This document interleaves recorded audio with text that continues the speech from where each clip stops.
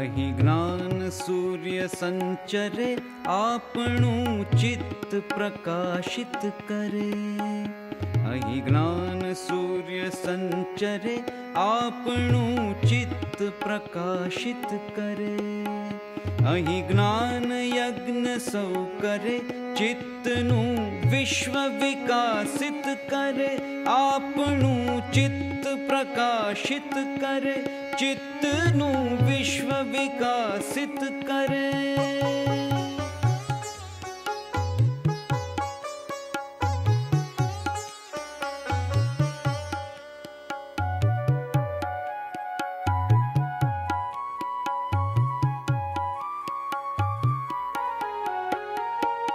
શબ્દ પ્રકાશે, અર્થ ઉજાશે. શબ્દ પ્રકાશે, અર્થ ઉજાશે, તર્ક મર્મના સહજ વિકાસે. જ્ઞાનામૃત નિર્ઝરે અર્ઘ્ય સૌ સત્યદેવને ધરે. આપણું ચિત્ત પ્રકાશિત કરે, ચિત્તનું વિશ્વ વિકાસિત કરે.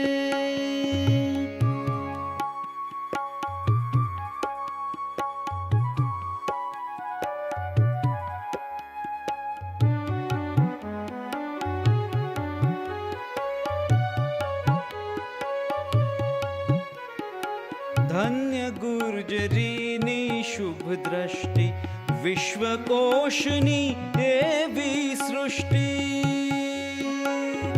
ધન્ય ગુર્જરીની શુભ દ્રષ્ટિ, વિશ્વકોશની એવી સૃષ્ટિ. તમસ તાપ સંહરે, અંતરે સુખ સમજણનું ઠરે. અંતરે સુખ સમજણનું ઠરે. અહીં જ્ઞાન સૂર્ય સંચરે, અહીં જ્ઞાન યજ્ઞ સૌ કરે.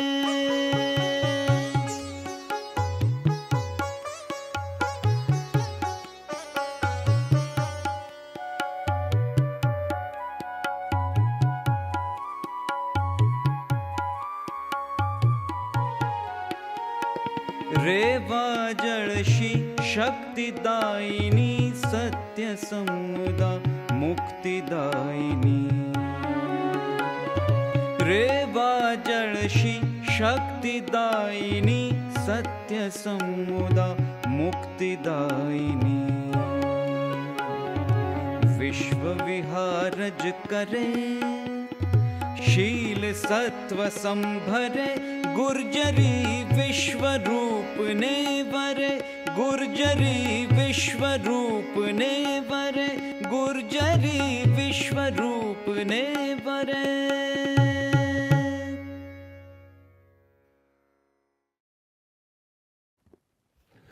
નમસ્કાર. ભદ્રંકર વિદ્યાદીપક જ્ઞાન વિજ્ઞાન વ્યાખ્યાન શ્રેણી અંતર્ગત આપનું સ્વાગત. ગુજરાત વિશ્વકોશ ટ્રસ્ટ વતી આપનું સ્વાગત. આજે આપણા મહેમાન છે શ્રી ભરત મહેતા. તેઓ MS યુનિવર્સિટીમાં ગુજરાતી વિભાગના પ્રોફેસર છે, મૂળ લીંબડીના. તેમણે MA, MPhil અને PhD કરેલું છે. ઘણા બધા પુસ્તકો એમણે લખ્યા છે. એમના સ્વતંત્ર વિવેચનોની યાદી પર નજર કરીએ તો જયંત ગાડિતનું કથા સાહિત્ય, કથા મંચન, નાટ્ય નાંદી, વિવેચનપૂર્વક, સંદર્ભ સંકેત, ભરત વાક્ય, પ્રતિબદ્ધ, 4 નવલકથાકારો, રેખાંકિત, મેઘાણી સાહિત્યની ભૂમિકા અને ભારતીય નવલકથા. આ ઉપરાંત એમણે ઘણા સંપાદનો પણ આપણને આપેલા છે. એમના સંપાદનોમાં જ્ઞાનપીઠ પુરસ્કૃત નવલકથા ગોરા, વડામણા, ટાગોરની વાર્તા કલા, તમસ, મારી હકીકત અને સત્યના પ્રયોગોનો સમાવેશ થાય છે. શ્રી ભરત મહેતાને ઘણા બધા પારિતોષિક મળેલા છે. એમાં ગુજરાતી સાહિત્ય અકાદમી અને ગુજરાતી સાહિત્ય પરિષદના ઘણા બધા સન્માનો એમને મળેલા છે. એમને મળેલા એવોર્ડ્સમાં BA અને MAમાં ગુજરાત યુનિવર્સિટીમાં તેઓ પ્રથમ રહ્યા છે અને 6 સુવર્ણચંદ્રક એમને મળેલા છે. આ ઉપરાંત હરિઓમ આશ્રમ SP યુનિવર્સિટીનો પુરસ્કાર પણ એમને મળેલો છે. સાહિત્ય અકાદમી દિલ્હીનો એવોર્ડ પણ એમને મળેલો છે. તેઓ MS યુનિવર્સિટી વડોદરા અને વીર નર્મદ દક્ષિણ ગુજરાત યુનિવર્સિટીમાં તેઓ પીએચડીના માર્ગદર્શક છે. ઘણી બધી સંસ્થાઓ સાથે તેઓ રિસોર્સ પર્સન તરીકે જોડાયેલા છે અને ઘણી સાહિત્યિક સંસ્થાઓના સભ્ય પણ રહ્યા છે. અને શ્રી ભરત મહેતાએ 500થી વધુ અભ્યાસ લેખો અને વ્યાખ્યાનો આપેલા છે. આજે તેઓ આપણી સાથે વાત કરશે ટ્રોમા અને સાહિત્ય એ વિષય પર. તો આપણી સાથે છે શ્રી ભરત મહેતા. મિત્રો, આજે એક સાહિત્યના વિમર્શના એક નવા કાર્યક્ષેત્ર વિશે વાત કરવાનું થયું છે. પ્રથમ તો હું ગુજરાત વિશ્વકોશ ટ્રસ્ટનો આભારી છું કે મને આ તક આપી. કુમારપાળ દેસાઈ સાહેબ સાથે વાત થઈ અને એમણે કહ્યું કે કોઈક નવા વિષય વિશે વાત કરો. તો 90 પછી સાહિત્ય વિમર્શમાં ટ્રોમા એન્ડ લિટરેચર નામની એક ચર્ચા ઘણા બધા પુસ્તકો પ્રગટ થયા છે. તો એમાં આપણે કઈ રીતે આપણું પ્રદાન કરી શકીએ એવી તપાસ કરવાનું મને મન થયું. તો પહેલાં તો પ્રશ્ન એ થાય કે ટ્રોમાનું ભાષાંતર શું કરવું? કારણ કે ટ્રોમા એ સર્જરી સાથે, આરોગ્ય સાથે સંકળાયેલો શબ્દ. આમ તો મનોઘાત, માનસિક આઘાત લાગે એને ટ્રોમા કહેવામાં આવે છે. પણ મારા એક મિત્ર અને શબ્દમાં રસ લેનારા હેમંત દવે, એમણે મને કહ્યું કે મન થોડું હજી બહાર પણ હોય છે. એટલે ખરેખર તો ટ્રોમા જ્યારે કળા સાહિત્યના સંદર્ભે વિચારીએ ત્યારે એને ચિત્ત સાથે જોડવું જોઈએ. અને ચિત્તાઘાત અને એનું સાહિત્ય અને એનો વિમર્શ, આવો આજનો મારો એક રસપ્રદ વિષય છે. તો ચિત્તાઘાતને આલેખવું કંઈ સાહિત્યમાં નવું નથી, પણ એને કેવી રીતે મૂલવવું એ 90 પછી શરૂ થયું છે. આમ તો તમે જુઓ તો કોઈ પંખી યુગલ હણાયું અને વાલ્મીકી ઋષિના શબ્દો નીકળ્યા અને એ શ્લોક જે હતો એ શ્લોક બન્યો અને રામાયણ બન્યું. તો આઘાત તો ઘણા બધા પ્રકારના હોય છે, અંગતથી માંડી બિનઅંગતથી માંડી. અને એવા આઘાતોનું સાહિત્ય ઘણા સમયથી લખાય છે. વ્યક્તિ ઉપર આઘાત આવે છે, રાજ્ય ઉપર આઘાત આવે છે, દેશ ઉપર આઘાત આવે છે, દુનિયા પર આઘાત આવે છે, કુદરતી આઘાત આવે છે, સુલતાની આઘાત આવે છે રાજ્ય તરફથી. ઘણીવાર કોઈ વાર આવા જે આઘાતો છે, હમણાં જ આપણે એક કોરોનાનો આઘાત જોયો છે મિત્રો. હમણાં જ 2001માં આપણે ભૂકંપ જોયો છે. તો આ જે પ્રજા જીવનને અસ્તવ્યસ્ત કરી નાખે ત્યારે એમાં એક એક વ્યક્તિની એક એક કથા હોય છે. એમાં એને શું થયું અને એને કઈ રીતે નોંધવી, એમાં ભાષાએ કેવી રીતે કામ પાડવું, એ બધાનો આમાં વિચાર થાય છે. અને એ વિચાર કરનારા આમ તો ફ્રોઈડ સૌથી પહેલા એમણે ટ્રોમાને એક બિલેટેડ એક્સપિરિયન્સ એમ કહેલું. પણ એ પછી કેથી કરુથ, ડોમિનિક લાકાપ્રા અને એ બધા લોકો જે રીતે કામ કરે છે, જોફ્રી હાર્ટમેન સુધી, તો એ લોકોના સિદ્ધાંતો મેં જોયા.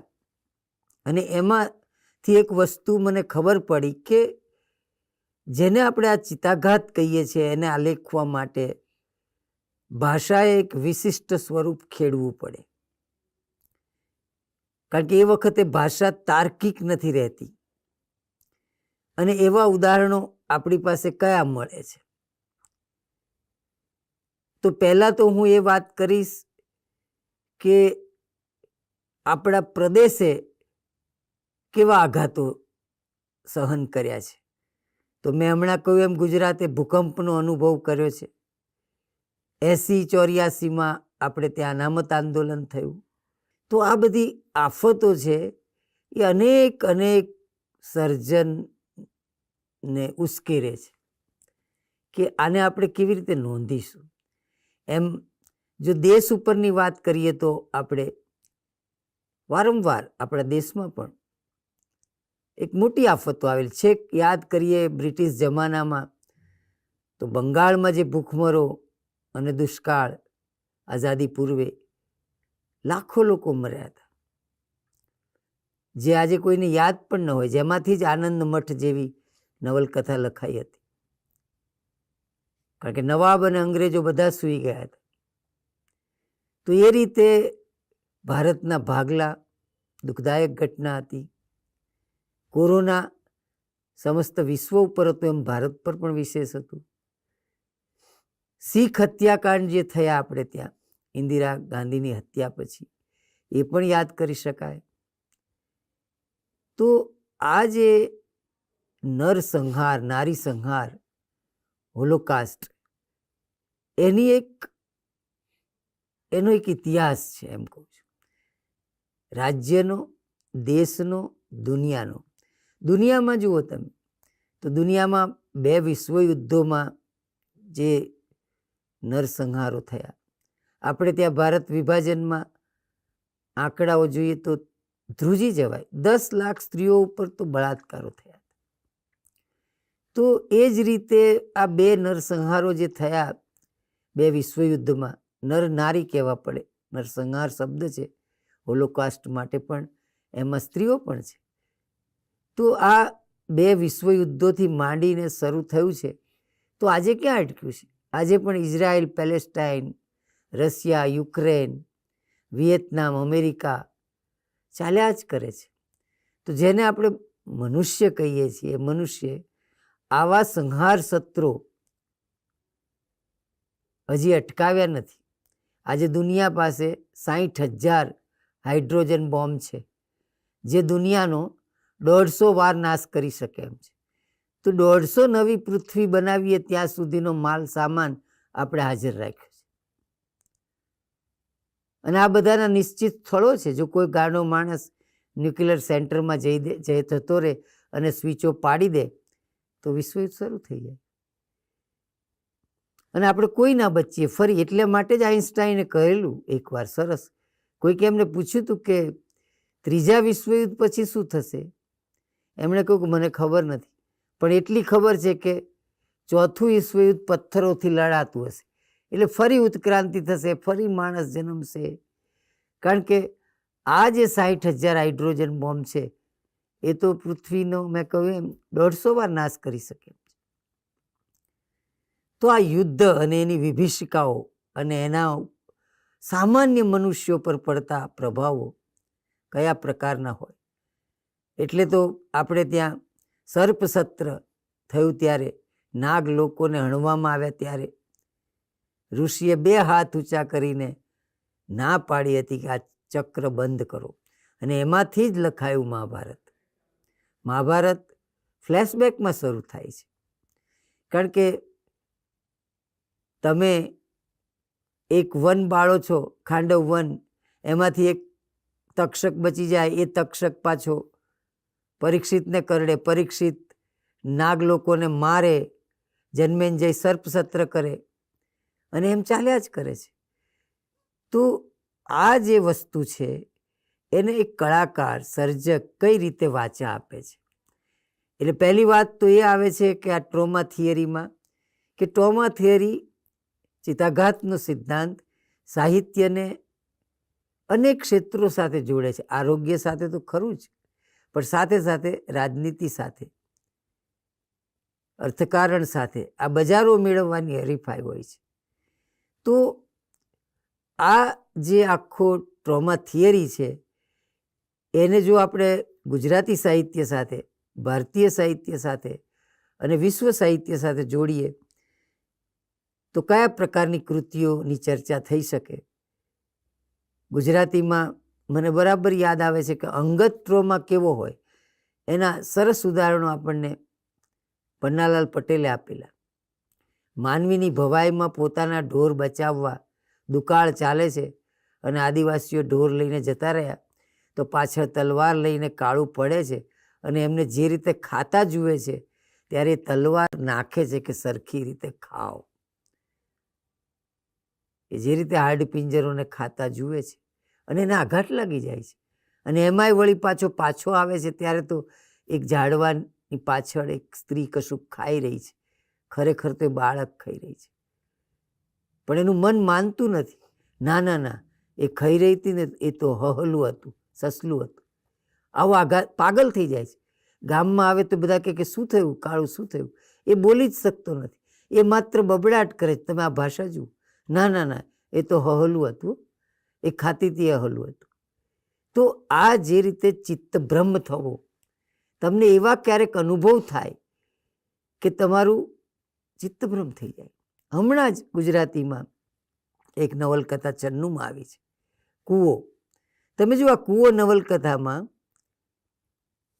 એક માણસના કૂવાના કારણે થોડી પ્રગતિ કરી છે તો એ જોઈ નહીં શકતા માણસો સામંતશાહીમાં એવા હોય, ગામડામાં પોલિટિક્સ ચાલતું હોય, તો એ કુટુંબને નડવા માટે રાત્રે પતિ પત્ની કામ કરતા હોય છે, ત્યાં બુકાની બાંધીને બધા આવી જાય છે અને પેલા ડુંગર નામના આપણા નવલકથાના નાયકને એવો મારે છે અને પછી એને બળદ બનાવે છે, એના ગળે ઘંટ બાંધે છે, એને ઘાસ ખાવા આપે છે અને એને સોયો ભોંકે છે અને બળદ બનાવે છે.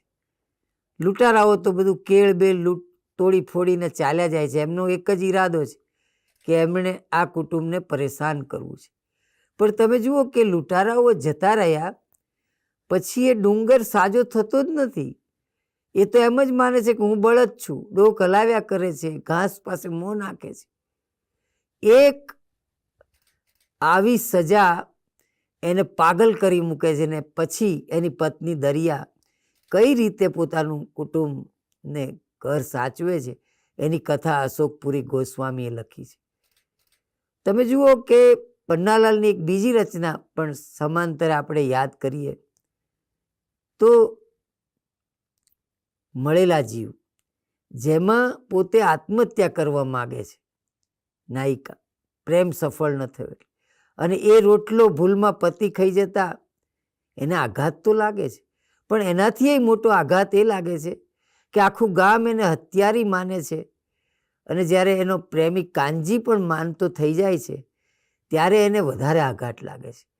આમ ચિત્તાઘાત છે એ દેખાતો નથી, એના નોર બહુ ઊંડા હોય છે. આપણને ઠેસ વાગે ને લોહી નીકળે કે રતાશ થાય એ દેખાય છે, પણ ચિત્ત ઉપર જે નોરિયા વાગે એ જોઈ શકાતા નથી. એને આલેખવા બહુ ઝીણી નજર જોઈએ અને એટલા માટે જ એવા પ્રકારનું જે સાહિત્ય છે એમાં ભાષાની અને લેખકની ખૂબ મોટી કસોટી છે.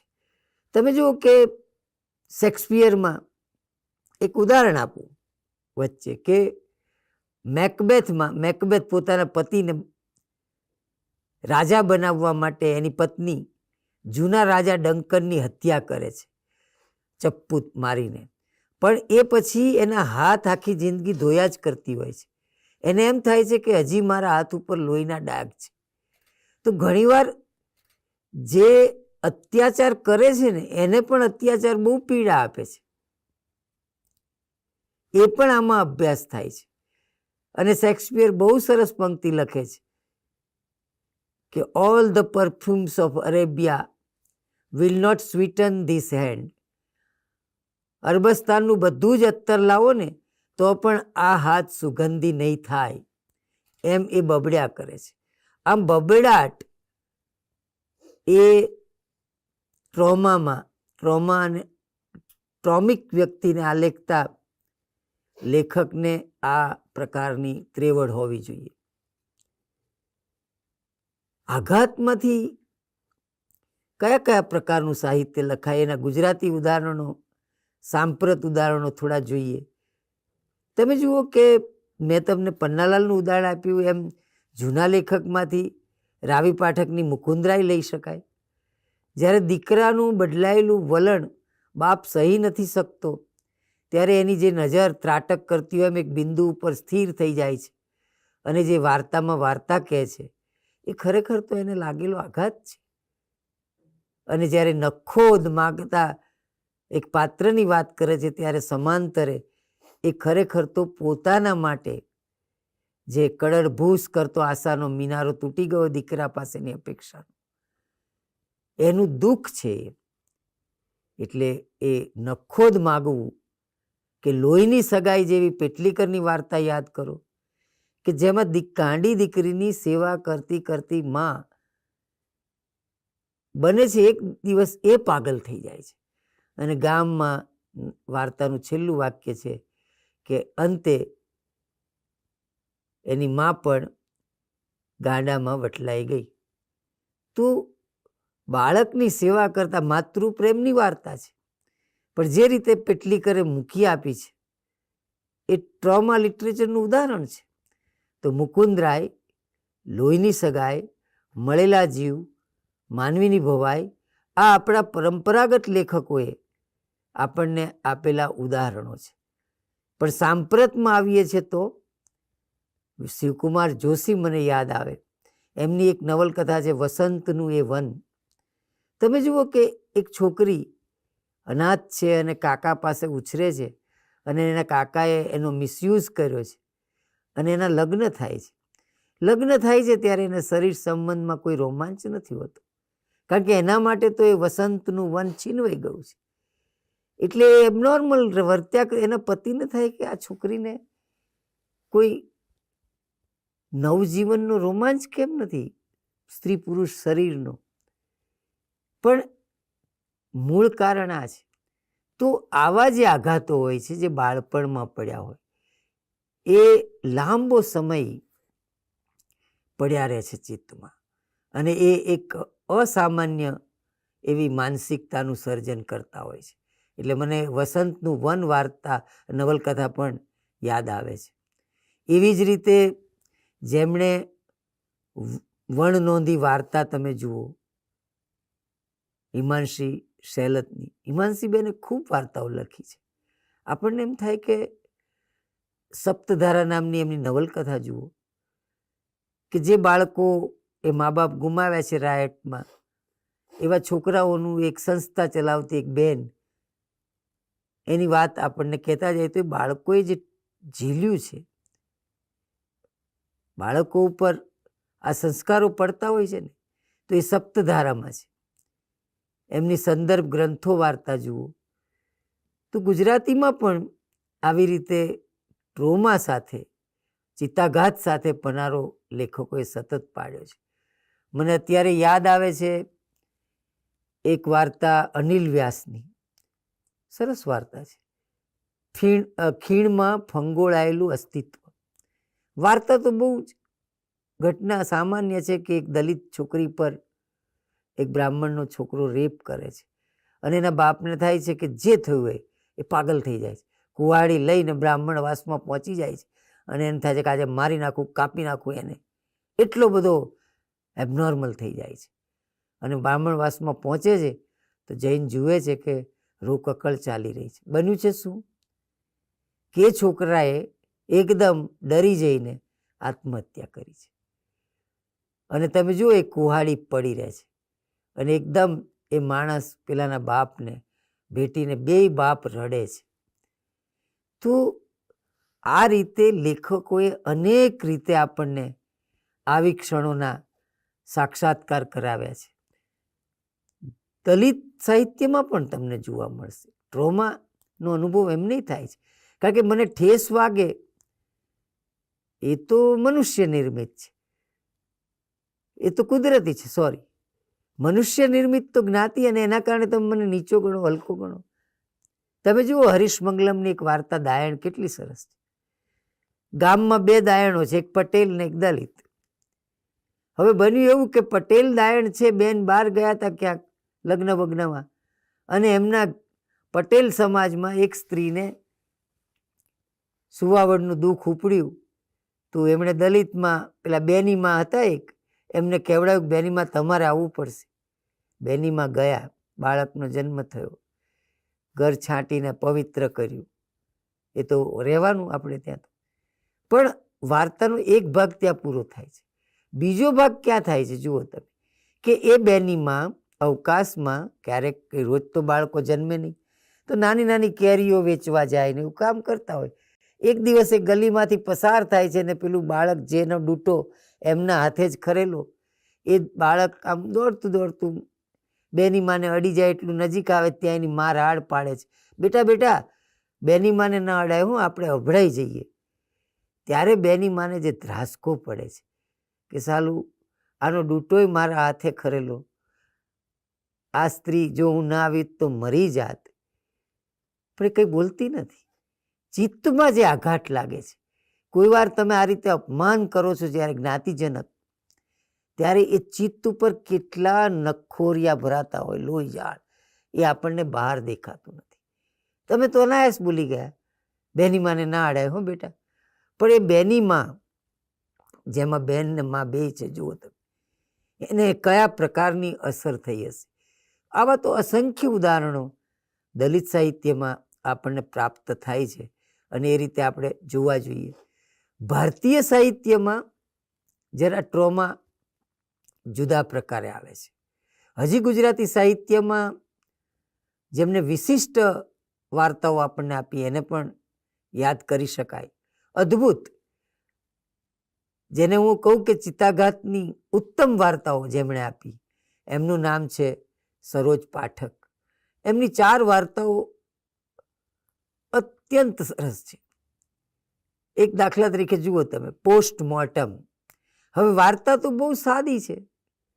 એક ત્યક્તા સ્ત્રી છે અને જેને એણે છોડી દીધી છે એ પાછો એટલો બધો વિચિત્ર છે કે પુનર્લગ્ન કરી રહ્યો છે અને કંકોત્રી પાછી આ સુશ્રી છોકરીને મોકલી છે. અને કંકોત્રી એના હાથમાં આવે ત્યારે એને જે ફટાકડા મનમાં ફૂટે કે મેં તારા કેટલા ડઝન લુગડા ધોયા, કેટલા વાસણ ઉટકેલા, આમ પ્રલાપ કરે છે, મેં શું બગાડ્યું છે કે મને કંકોત્રી. અને એને આત્મહત્યાના વિચારો આવે. એને એમ થાય કે ગોળી પી લઉં, ઊંઘની ગોળી 10 ખાઈ લઉં, ખટારા પાસે પડી જવું, 5મા માળેથી જઈને પડું, જાત જાતના. કારણ કે આવા વ્યક્તિને આત્મહત્યાના વિચારો આવે છે. તો એને એમ થાય છે કે માનો કે હું પડી ગઈ ને બચી ગઈ તો મારું ઇન્ટરવ્યૂ લેવાશે, પોસ્ટમોર્ટમ. તો આ જે છે કે તમે જો આત્મહત્યા ના કરાય, આત્મહત્યા કરીને તમે મરી ગયા તો જુદી વાત, બચી ગયા તો પછી કલમો લાગુ પડે. હવે એ વખતે એને પૂછવામાં આવે, બેન તમે કેટલી ગોળી લીધી હતી, 7 કે 8? અરે ક્યાં ખબર હોય હાથમાં કેટલી ગોળી છે. માનવીયતા નથી હોતી, એમને આટલી આટલી કલમ લાગશે. અરે એને કઈ શા માટે આત્મહત્યા કરી એ તો જુઓ. આમ આત્મહત્યાનો આખો કિસ્સો લઈને એને થયું કે હું બચી ગઈ છું ને ડૉક્ટર મને પૂછે છે કેટલી માત્રામાં તમે લિક્વિડ લીધેલું, કેટલી ગોળી લીધેલી, કઈ રીતે તમે ઉપર જઈ. એણે કંઈ આપઘાત જ નથી કર્યો, માત્ર એને આવું બધું યાદ આવે છે કે હું આપઘાત કરું તો શું થાય, મારું પોસ્ટમોર્ટમ કરશે પછી મારા ટાંકા લેશે, ત્યારે હું ડૉક્ટરને કહીશ કે તમને ટાંકા લેતા ના આવડે તો અમને સ્ત્રીઓને જ આવડે. આ પણ કટાક્ષ છે. સાંધવું તૂટી ગયું છે ને સાંધવાનું છે. અને એમ કરતાં કરતાં તમે જુઓ કે વાર્તા તો આત્મહત્યાય નથી થતી. એક ક્ષણ માટે જે આખું મહાભારત સર્જાયું મનમાં, પછી તો એ બરાબર તાળું મારીને પોતાના સીવણના ક્લાસમાં જાય છે. પણ એક ક્ષણમાં જે કંઈ રચાઈ ગયું એની એક અદ્ભુત વાર્તા છે. એમની એક બીજી વાર્તા છે, સારિકા પિંજરસ્તા. હવે નામ જ સારિકા છે પણ અત્યારે પિંજરમાં જ. કેમ? ગાંડી થઈ છે. જો આ વાર્તા આવી ગઈ ચિત્તાઘાત, અને પિંજરામાં એ રાડો પાડતી હોય એને પિંજરામાં રાખવી પડે છે. તો થયું શું? એની વાર્તા શરૂ થાય છે કે ભાઈ એ નાની હતી ને વરસાદ જોતી હોય તો માર પડે કે ભણવાનું છે. કંઈ વાંધો નહીં, ચાલો પ્રકૃતિથી તમે છીનવી લીધી, હવે ભણવાનું છે ને બરાબર ભણી, સાયન્સ નથી લેવું ના લેવું પડે, લીધું. 11 સાયન્સમાં ભણતી હોય ને ગ્રીન કાર્ડવાળો મૃત્યુ મળ્યો એટલે બાપાએ કહ્યું કે પરણી જાઓ. એણે કહ્યું મને બહુ જ રસ પડે છે, ના નથી ભણવાનું, હવે આવો છોકરો ના મળે. પરણીને જાય તો ત્યાં મ્યુચ્યુઅલ અન્ડરસ્ટેન્ડિંગ, ત્યાં તો પત્નીઓ બદલાય છે યુરોપમાં, ત્યાં જઈને જાય છે. એનો વર્ક એમ નાચવાનું, નાચવાના ક્લાસ ભરવાના. એને એમ થાય છે કે અમારા ગામમાં એક મદારી આવતો હતો, એ પેલી ને રમાડતો વાંદરા વાંદરીને, એવું લાગે છે એને જાતને કે હું શું થઈ ગઈ. અને જ્યારે પતિના આવા સંબંધો જાણે મિત્રની પત્ની સાથેના, ત્યારે એને આઘાત લાગે છે. અને એમાં એક દિવસ એવું બને છે કે એનો પતિ મરી જાય છે અને રડતી નથી, એ હાશકારો અનુભવે છે. ત્યારે બધા એને કહે છે કે ધણી મરી ગયો છે, એની સાસુને એવું થાય, પણ એ રડી શકતી જ નથી. અને જ્યારે એ બધું જ ફૂટી નીકળે છે ત્યારે એ ગાંડી બની જાય છે. અને ગાંડી બને છે ત્યારે પ્રલાપ કરે, ત્યાંથી વાર્તા શરૂ થાય છે. આમ ચિત્તાઘાતનું અદ્ભુત નિર્વહણ સારિકા પિંજરસ્તામાં છે. ક્રમશઃ એમની વાર્તા કેટલી તીક્ષ્ણ બનતી ગઈ એનું ઉદાહરણ તમે મારા ચરણ કળનમાં એટલે એક્સ્ટસી નામની વાર્તા જોઈ શકો, જેમાં એક છોકરીને ચાહવા જતો માણસ કેવી રીતે ગુલામ થઈ જાય, ગલુડિયું થઈ જાય, અને પછી પેલી સ્ત્રી એને અવગણ્યા જ કરે. એના માટે એક સ્ટેટસ સિમ્બોલ હોય ખાલી પ્રેમ કરવો હોય, આ એના વગર રહી ના શકતો હોય. ને એમાંથી જે એના મનમાં જાત જાતના ઘસર, હું એને મારી નાખું, કાપી નાખું થાય. એને થાય કે મને ગલુડિયું બનાવી દે, મને તારો ગુલામ બનાય, મને તારા ઘરનું ઘાસ બનાવ, મને તારી પાસે જ રાખ, તારી પાસે જ રાખ. પ્રેમની ઝંખના અને પેલી માટે એક યાંત્રિક છે. કોઈ વાર કહે છે કે તું મને પ્રેમ ના કરતી હોય તો આપણે ભાઈ બહેન થઈ જઈએ, તો પેલી કહે છે વન્ડરફુલ. એટલે આ માણસને એમ થાય છે કે હું એની હત્યા કરી નાખું, પણ બને છે એવું કે પોતે જ આત્મહત્યા કરે છે. લઈ તો જાય છે નદી કિનારે, પણ પોતે કૂદકો મારે છે. તો આમ મારા ચળણ કળણમાં એટલે એક્સ્ટસી, પ્રેમની એક્સ્ટસી એને કેવા કાદવ કિચડમાં ખૂંપતા ખૂંપતા મારી નાખે છે. નિયતિકૃત નિયમ રહિતા નામની એમની વાર્તા જુઓ તો મને આશ્ચર્ય થાય કે આ પ્રકારની વાર્તાઓ મેં ભારતીય સાહિત્યમાં નથી જોઈ. માનો કે વિશ્વમાં કેથરીન મેન્સફિલ્ડની ધ ફ્લાય, માખી વાર્તા વખણાય છે, જેમાં એક નિવૃત્ત કર્મચારી ઓફિસમાં આવે છે અને સાહેબને કહે છે કે મારો દીકરો મને બહુ યાદ આવે છે. હવે સાહેબ કઈ રીતે કે મારો દીકરો યુદ્ધમાં ગયો તો મરી ગયો, એ મને બહુ યાદ આવે છે, એને અહીંયા મારે ઓફિસર બનાવવાનો તો મારી જ ઓફિસ. એ કહી શકતો નથી. ઘણીવાર બીજાની પીડા તમને તમારી પીડાની સ્મૃતિ આપે છે. અને એ બેઠો બેઠો એક માખીને શાહીમાં ભોંક્યા કરે છે, કારણ કે એને વેદના જીરવવી નથી. તો આ બધી વાર્તાઓની સામે જ્યારે હું સરોજબેનની વાર્તા મૂકું છું ત્યારે મને એમ લાગે કે સરોજબેને ટ્રોમેટિક ફિલિંગ, ચિત્તાઘાતની સંવેદનાઓને અદ્ભુત વાચા આપી છે. ભારતીય સાહિત્યમાં જઈએ તો ભારતમાં મેં તમને અગાઉ કહ્યું એમ કે ભારત વિભાજનનો જે અનુભવ હતો આપણો, એ એટલો બધો વિકટ હતો કે એને વાચા આપવી એ બહુ અઘરી હતી. ભીષ્મ સાહનીએ તમસમાં જે કામ કર્યું છે તમે જુઓ. મંટોની વાર્તાઓ યાદ કરી શકાય. મંટોની 3 વાર્તાઓની હું વાત કરું તો ઠંડા ગોસ્ત, ઈશ્વરસિંહ નામનો એક છોકરો, પુરુષ, એને એક પ્રેમિકા પણ છે, પણ બને છે એવું કે રાયટ થયા ત્યારે એ મુસલમાનના ઘર લૂંટવા ગયો અને 6 જણને તો મારી નાખ્યા, પણ 7મી છોકરી નાની હતી, એને ખભે નાખી અને હું એને રેપ કરીશ એમ કરીને જંગલમાં લઈ ગયો. અંધારામાં એ રેપ કરતો હોય છે અને કોઈ હલચલ નથી થતી, એ જુએ છે તો પેલી છોકરી તો આવા પહાડી પુરુષને જોઈને જ ખભે મુકાઈ ત્યારથી જ એને હાર્ટ એટેક, મરી ગઈ છે. એટલે એને એમ થાય છે કે અરે રે મેં આ શું કર્યું, એક લાશ સાથે દુષ્કર્મ કર્યું, અને એનું મગજ ફાટે છે. હવે એની પ્રેમિકાને મળી નથી શકતો, કેટલાય દિવસથી એ મળ્યો નથી ને એકવાર મળે છે, પેલી લઈ જાય છે ગેસ્ટ હાઉસમાં. આખી વાર્તા જેને કહેવાય અકુંઠિત છે, શરીરને આલેખે છે. 2 જણા શરીરના શોખીન હતા. કુલવંત એની પ્રેમિકાનું નામ. એ કુલવંત એને ઝાલીને લઈ જાય છે એમના ગેસ્ટ હાઉસ અને એને ચુંબનો કરે છે, પણ પેલો માણસ છટકીને જતો રહે છે. બીજી વાર પકડે છે અને લઈ જાય છે. કે કુલવંત કહે છે, કઈ મારી શોખ પાસે જઈ આવ્યો છું, કેમ તું આમ ઠંડો થઈ ગયો છું? એ કશું જ નથી કહેતો. એ કહે છે કે તું કુલવંતને ઓળખતો નથી, હું નિહાલ સિંહની બેટી છું, આ કિરપાણ જોઈને મારી નાખીશ, સાચું બોલ. એ કંઈ જ નથી શકતો. એટલો બધો પીડાય છે કે મેં આજે જે કર્યું છે. અને એ તમે જુઓ કે ખરેખર જ એ ગુસ્સામાં કિરપાણ આમ કરવા જાય છે અને પેલાનું ગોળું આવી જાય અને એ નસ કપાઈ જાય છે ગળાની. ત્યારે એ કહે છે કે કુલવંતે બહુ સારું કર્યું, હું એટલો પીડાતો હતો કે મોત જ મને છોડાવી શકે. અને ધીમે ધીમે એ આખી વાત કરે છે કે આવું થયું હતું. તો તમે જુઓ, લેખક એવું કહે છે કે એક જનૂનમાં માણસે જે કર્યું પણ એનામાં માણસાઈ હજી થોડી બચી હતી. એટલે આ પોતાનું દુષ્કર્મ કયા પ્રકારનું અમાનવીય કે રાક્ષસી છે એ સહન નથી કરી શકતો.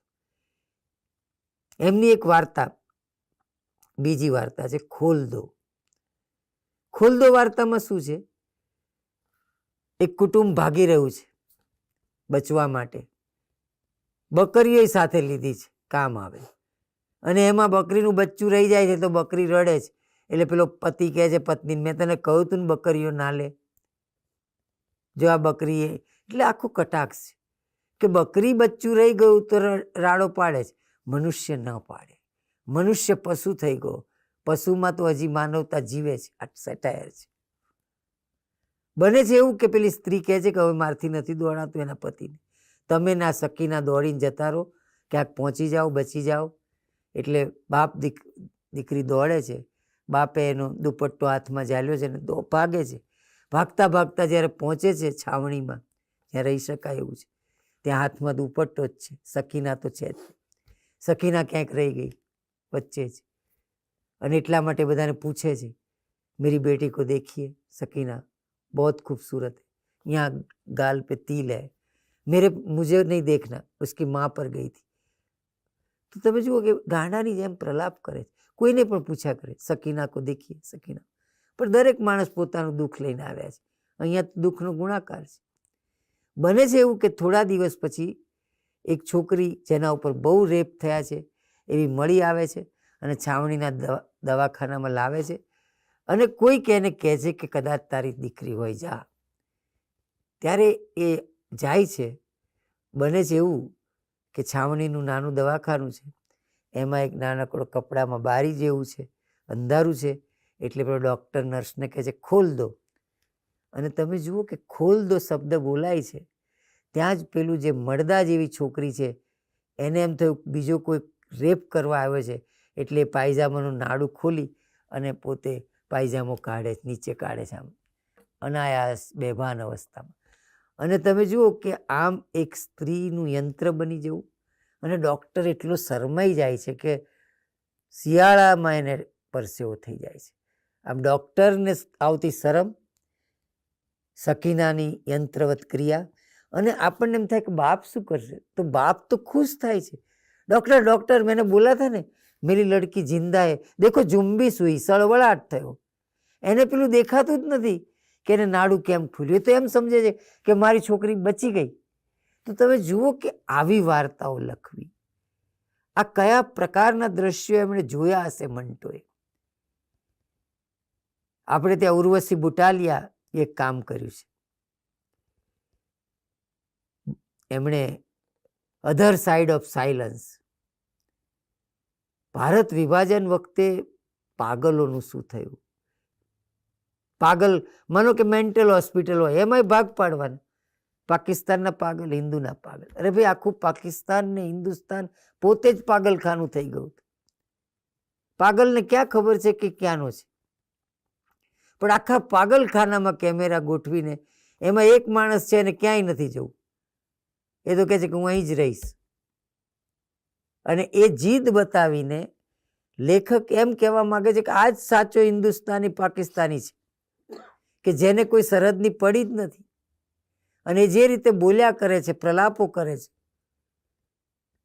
ખુદા પાસે જવાબ માગવાનું કહે છે એના એક ભાઈબંધને, તો જવાબ નથી મળતો તો કે ખુદા તમારા છે એટલે જવાબ ના, એટલે નહીંતર અમને આપે જ જવાબ. આમ ત્યાં પણ ધીમે ધીમે કેવો ચેપ લાગે છે. તમે જુઓ, એક માણસ પાગલ છે, પોતાની જાતને જીન્ના માને છે, તો એક પાગલખાનું નિરૂપીને આખા પ્રતિકાત્મક રીતે દેશ પાગલખાનામાં હતો એની એમણે વાત કરી છે. તો આવી વાર્તાઓ મંટોએ જે લખી છે એ આપણને આ રીતે ટ્રોમાની ને સાહિત્યની વાતમાં ઉપયોગી થઈ પડે. દ્રૌપદી જેવી મહાશ્વેતા દેવીની વાર્તા યાદ કરી શકાય. એક આદિવાસી સ્ત્રી લાકડા વીણતી હોય અને પોલીસવાળો એના ઉપર રેપ કરે છે. રેપ તો કરે છે, પણ પછી પાછો પોતાના સાહેબને વાત કરે છે કે સાહેબ આજે આવી છે અને મેં પકડી છે ભારા સાથે, તમે પણ મજા લો. એટલે એ પેલાને કહે છે કે ચાલ હવે આ રૂમમાં આવ. તો પેલી પોતાના બધા જ કપડાં કાઢીને નગ્ન આવે છે. એટલે બધા ભાગે છે કે આ શું થયું, કારણ કે નગ્ન સ્ત્રીને નથી જોઈ શકતા. અને પેલી તો એવી થઈ ગઈ છે કે હવે કોનાથી મારે શરમ ઢાંકવાની છે. તો તમે જુઓ કે મહાશ્વેતા દેવીએ આ વાર્તા જે લખી છે, અથવા એમની નવલકથા જુઓ, 1084 માં. એક છોકરો વ્રતી મરી ગયો છે, આજે એનો જન્મદિવસ છે, છોકરીની સગાઈ છે, પણ એ છોકરો જે ગરીબો માટે સહાનુભૂતિ ધરાવતો ઉચ્ચ વર્ગમાં જન્મેલો, એ મરી ગયો ત્યારે બાપે એની લાશને ઓળખવા ના પાડી હતી, કારણ કે સરકાર સામે લડતો હતો. તો એની માને નથી ગમતું, પણ માએ તો બાપનું સ્વીકારવું પડેલું. તો એના મગજની નસ ફાટી જાય છે બર્થડેના દિવસે. સવાર, બપોર ને સાંજ 3 ભાગમાં નવલકથા છે. સાંજે એનું એપેન્ડિક્સ ફાટી જાય છે, નસની. પણ એ જે સુજાતા નામની સ્ત્રી છે, એ સ્ત્રીની માનસિક યંત્રણાઓ જે બતાવી છે મહાશ્વેતા દેવી. તો મહાશ્વેતા દેવી, મંટો, આ પ્રકારના આપણા જે લેખકો કે જેમને ટ્રોમાને, કારણ કે ટ્રોમામાં શું છે કે ચિતાઘાત જાણે કે યુરોપની સંજ્ઞા હોય અને વિશ્વયુદ્ધોના સાહિત્યનું જ હોય એ રીતે ચર્ચા થતી હતી. પણ હવે એવું રહ્યું નથી. ભારતીય સંદર્ભોમાં ડોમિનિક લાકાપ્રા, મેં તમને કહું, એ સ્થળ ઉપર બહુ ભાર મૂકે છે, કારણ કે સ્પેસિફિક સ્થળ જે બનાવો બન્યા છે, આ એક સાંસ્કૃતિક બાબત પણ છે. તો એને લઈને આમ ભારતીય અને દક્ષિણ એશિયામાં જે શબ્દ ઉમેર્યા, રેફ્યુઝી, એની વાત પણ આ રીતે આવે છે. જો આપણે વિશ્વ સાહિત્યની વાત કરીએ તો તમે જુઓ કે મિસિસ ડોલાવે જેવી વર્જિનિયા વુલ્ફની રચના આખી ટ્રોમેટિક નોવેલનું ઉદાહરણ છે. ત્યાં તો આખો એક પાત્ર જ છે, યુદ્ધમાં જઈ આવેલો. હવે તો એને પ્રમોશન મળ્યું છે, યુદ્ધ પણ ઇંગ્લેન્ડ જીતી ગયું, છતાં પણ એ માણસે પોતાના ભાઈબંધ ઉપર બોમ્બ ઝીકાતો જોયો તો એના મગજનું ઠેકાણું જ રહેતું નથી. એની પત્નીને થાય કે હવે શું છે, તમને પ્રમોશન મળ્યું, એ ભાઈબંધને ભૂલી જાઓ, પણ એ ભૂલી શકતો નથી. બને છે એવું કે એ વખતે તો આ બધા કેસના સ્પેશિયલ કેસમાં ટ્રીટ કરવામાં આવતું, તો એને 2-4 વાર દવાખાને લઈ જાય તો ડૉક્ટરોને પણ ધિક્કારે છે. એને ખબર છે કે મિત્રતા શું ચીજ છે. એટલે એ માણસ આખો આપઘાત કરે છે.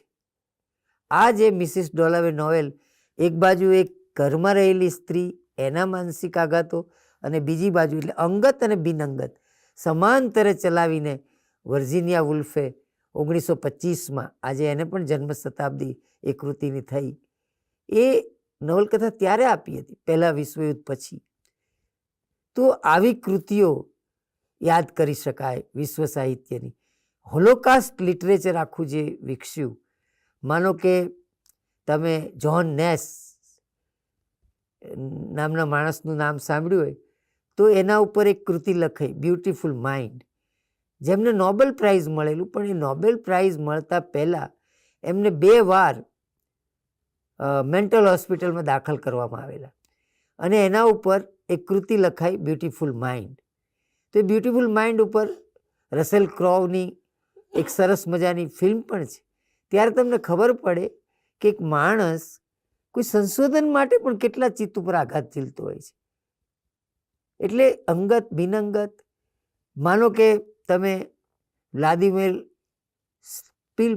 સ્પિલમેન નામના એક માણસે પોતે ડાયરી લખેલી. હવે બનેલું એવું કે જ્યારે તમે જાણો છો કે લાખો યહૂદીઓને હિટલરે મારેલા, ત્યારે એક ઘટના બની કે જ્યારે બધા યહૂદીઓને એમની પાસે ખૂબ કામ લેવાનું, એમના હાડકામાંથી સાબુ બનાવવાનું, છેક છેલ્લે સુધી મરે ત્યાં સુધી કામ કરાવવાના કોન્સન્ટ્રેશન કેમ્પમાં. બને છે એવું ભાગમ દોડમાં આ યહૂદી એક તૂટેલા ફ્લેટમાં પડ્યો છે અને પેલો સૈનિક બધાને ખોળી ખોળીને મારતો હોય છે.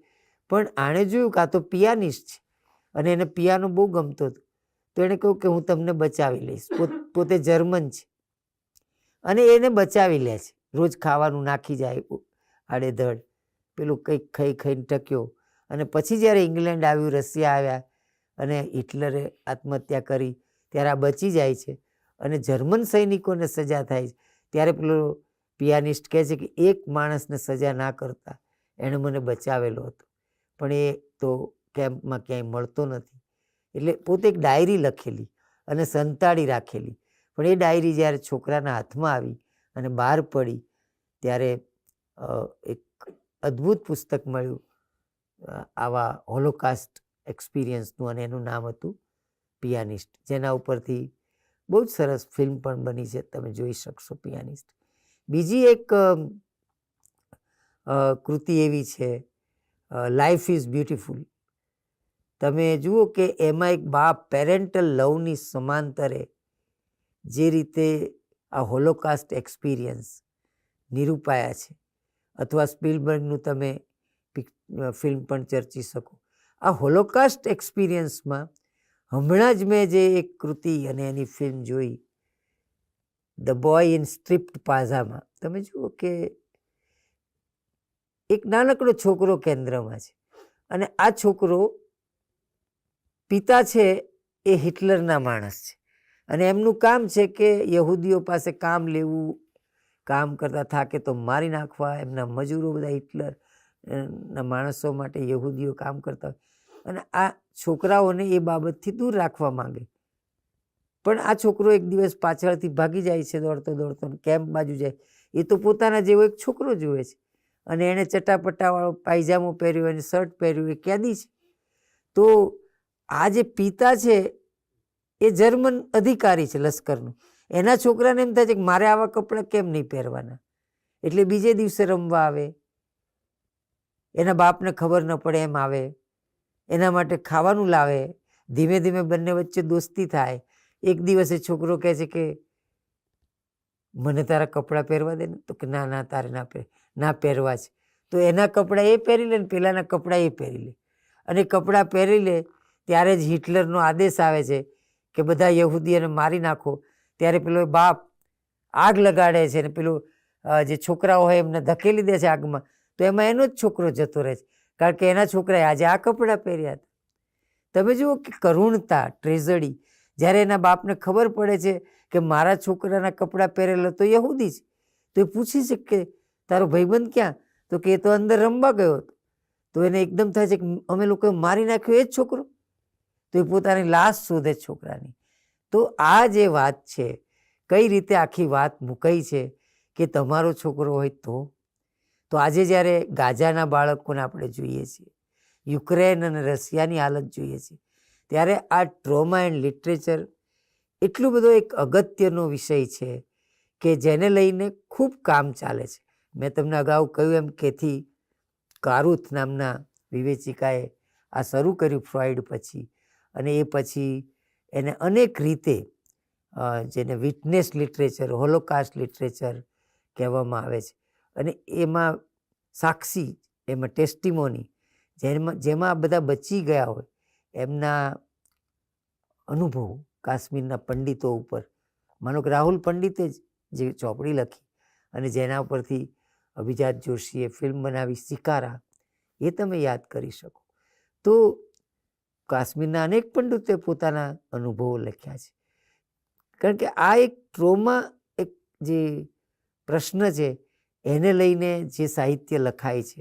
હમણાં જ આપણી જે ફિલ્મ હોમ બાઉન્ડ ઓસ્કારમાં પહોંચી એને યાદ કરો. હવે એ ફિલ્મ તો તમે જુઓ, એક માણસે નાનકડો અહેવાલ લખેલો કે ભાઈ સુરતમાં બધા બહુ કામ કરતા હોય છે આઉટ સ્ટેટમાં આવીને. યુપીના 2 છોકરાઓ હતા, એક મુસલમાન એક દલિત. નોકરીઓ મળી નહીં, રેલવેમાં અરજી કરેલી, પણ અરજી કર્યા પછી 4 વર્ષ જતા રહ્યા, રિઝલ્ટ જ નથી આવ્યું. તો નક્કી કર્યું ચાલો ભાઈ કામ કરવા જઈએ સુરત. સુરત કામ કરતા હતા, એમાં કોરોના નીકળ્યો. કોરોનામાં ભાગવાય ના દેવાય, ઘરમાં બધું થઈ રહ્યું છે. આમ તેમ વ્યવસ્થા કરીને જે બધા ભાગેલા એમાં એ ભાગ્યા. વચ્ચે તરસ લાગે છે, કોઈ ગામમાં પ્રવેશવા ના દે. પેલો છોકરો બીમાર પડ્યો છે, દલિત છે, એને ખભે લાખીને ચાલે છે. બધાને એમ લાગે કે આને કોરોના થયો છે. કોરોના તો નથી, તપાસ કરાવી આગળ એક દવાખાને, પણ એ મૃત્યુ પામે છે પાણીના અભાવે. પેલો છોકરો એકલો જ પહોંચે છે.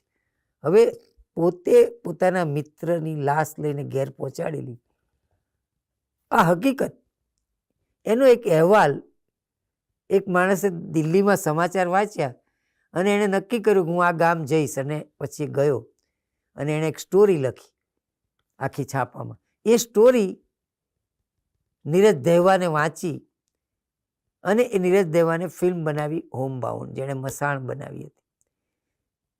તો ઓસ્કારમાં પહોંચી કે જેમાં કોરોના, ભીડ, નોકરીઓ, જ્ઞાતિગત અપમાનો. જે પેલો મુસ્લિમ છોકરો ગયો હતો એ તો સરસ કામ કરતો હતો એક ઓફિસમાં, પણ માનો પાકિસ્તાન મેચ જીત્યું તો એના ઉપર જુદી, અય તું તો આજે ખુશ નહીં થા કેમ, તું તો મિયો છું. ના, એમ કે મને ભારત જીતે તો બહુ ગમે, હું અહીંનો જ છું. પણ આપણે અમુક જ્ઞાતિને, અમુક ધર્મને અમુક રીતે જ જોવાયેલા કહેવાય. એ જ રીતે ત્યાં પણ એવું હોય છે. તમે જુઓ, લજ્જા નામની તસ્લીમા નસરીને જે નોવેલ લખેલી, એમને હજી બાંગ્લાદેશમાં પ્રવેશવાની મનાઈ છે. કારણ કે એમણે જ્યારે જોયું કે બાબરી ધ્વંસ પછી બાંગ્લાદેશમાં તોફાન થયા અને એક હિન્દુ છોકરી ઉપર રેપ થયો, તો એમણે લખ્યું કે આ ના ચાલે, લજ્જા નામની નોવેલ. અને ત્યાં એમ કહ્યું કે આનું માથું કાપી નાખો. એ તો એ કહેવા માગે છે કે મઝહબ કરતાં તહેઝીબ ઊંચી ચીજ છે. બાંગ્લાદેશનું રાષ્ટ્રગીત ટાગોરે લખેલું છે, અમાર સોનાર બાંગ્લા. આપણું જનગણમન ત્યાંનું બાંગ્લાદેશ. સર્જકો ભેગા કરે છે, સર્જકો એકબીજાની સંવેદનાને સમજે છે. એ હંમેશા મહાભારતથી તસ્લીમા નસરીન સુધી ટ્રોમાનો ઉપાય શોધે છે. અને આવા સાહિત્યને આપણે આ કાર્યક્ષેત્રમાં જોઈશું તો એક આંતરવિદ્યાકીય પ્રયાસોમાં આપણે પ્રવૃત્ત થવું પડશે અને આપણી જ્ઞાનની ક્ષિતિજો વિસ્તરશે એમ હું માનું છું. હું વિશ્વકોશ ટ્રસ્ટનો ખૂબ આભાર માનું છું.